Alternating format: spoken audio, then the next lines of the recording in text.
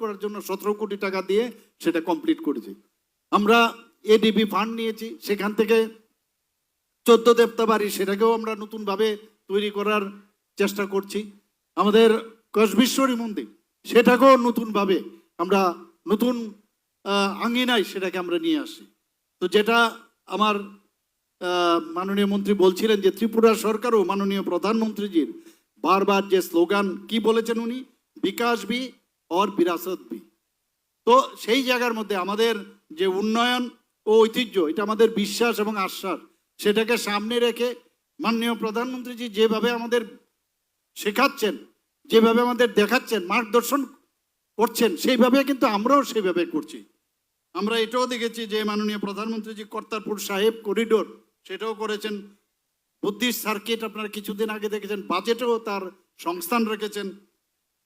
আপনারা ভাবুন, মুসলিম কান্ট্রিতে আবুধাবিতে কোনোদিন এই যে হিন্দু মন্দির কোনোদিন ভাবা যায়? কোনোদিন এই যে প্রতিটা ধর্মের প্রতি যে একটা বিশ্বাস এবং তাদেরকেও যে ভারত সম্পর্কে যে একটা ভুল যে একটা চিন্তা ভাবনা বা যা এখানকার সম্পর্কে যখন কনফিডেন্স আসলো তবেই এটা সম্ভব হয়েছে। বিভিন্ন জায়গায় আজকে হিন্দু মন্দির বিভিন্ন জায়গায় হচ্ছে।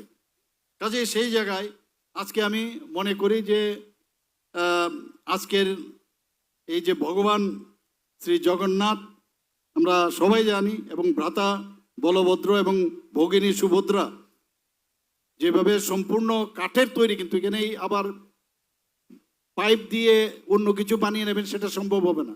সেটা মানে আগের থেকে যে পৌরাণিক যে ব্যবস্থা সেখানে বলা হয়েছে, তার ইতিহাস বলছে কাঠ দিয়ে এটাকে তৈরি করতে হবে। সেই জায়গায় আজকে উনি আমরা সবাই জানি যে মানে মাসির বাড়িতে গমন করেন এবং আবার ফিরা যাত্রা হয়। মাসির বাড়ি মানে গুন্ডিচা মন্দিরে, সেটা সব জায়গায় আমরা এখানে যেটা পুরীতে হয় এখানেও অন্য জায়গার মধ্যে সেই গুন্ডিচা মাসির বাড়ি সেটাকে তৈরি করা হয়।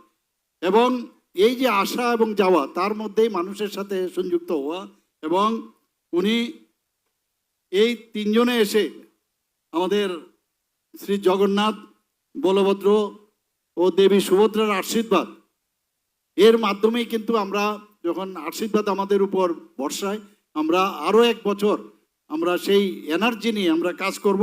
আমরা চাই যে ত্রিপুরা আবার শ্রেষ্ঠ ত্রিপুরা হোক, এক নতুন ত্রিপুরা হোক, এক নতুন ভারত হোক, সে আশা আকাঙ্ক্ষা রেখে আমি সবাই ভালো থাকুন, সুস্থ থাকুন। আমি আমার কথা বলা শেষ করছি। নমস্কার, জয় হিন্দ, ভারত মাতা।